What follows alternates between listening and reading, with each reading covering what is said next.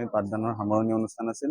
লগতে তাৰে সংগত ৰাখি আমি আজি নাৰেংগী অঞ্চলৰ বিদ্যালয়ৰ ল'ৰা ছোৱালীয়ে হাইস্কুল শিক্ষান্ত পৰীক্ষাত আৰু উচ্চতৰ মাধ্যমিক পৰীক্ষাত উত্তীৰ্ণ হৈ আমাৰ নাৰেংগী আঞ্চলিক অঞ্চলটোলৈ গৌৰৱ কঢ়িয়াই অনা মেধাৱী 50 গৰাকীকৈ অধিক আমি ল'ৰা ছোৱালীক আমি সম্বৰ্ধনা জনাওঁ। লগতে পাঠদানত অংশগ্ৰহণ কৰা শিক্ষাগুৰুসকলক আমি সম্বৰ্ধনা জনাওঁ।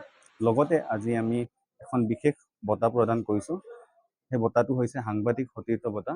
আমি প্ৰদান কৰিছোঁ আমাৰ চবৰে শ্ৰদ্ধাৰ শামছুৰ ৰহমান ডাঙৰীয়া দেৱক।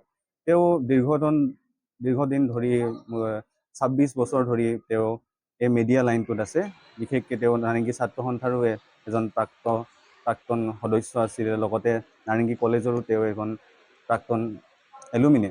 লগতে তেওঁ এই অঞ্চলখিনিৰ গোটেইখিনি মিডিয়া ৰিপৰ্টখিনি তেওঁ ধুনীয়াকৈ সেইটো লাইনত কাম কৰি অহাৰ বাবে লগতে তেওঁ এটা পদবীত আছে পূব গুৱাহাটী প্ৰেছ ক্লাবৰ তেওঁ সভাপতি। আমি আজি তেওঁক এই বঁটাটো দিব পাই পিনি বহুত সুখী হৈছোঁ। আৰু লগতে আমাৰ আজি গোটেই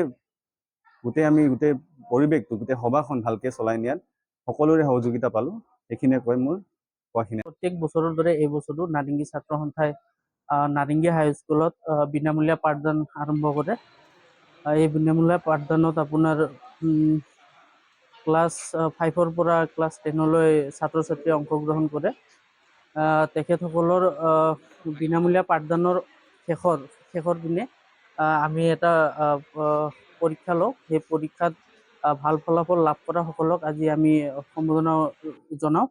তাৰ লগতে বৃহত্তৰ নাৰেংগী অঞ্চলত যিসকল ছাত্ৰ ছাত্ৰীয়ে মেট্ৰিক আৰু হায়াৰ ছেকেণ্ডেৰী চূড়ান্ত পৰীক্ষাত যি ভাল ফলাফল লাভ কৰিবলৈ সক্ষম হৈছে, সকলোকে আজি আমি ইয়াতে আনি সম্বৰ্ধনা জনাওঁ।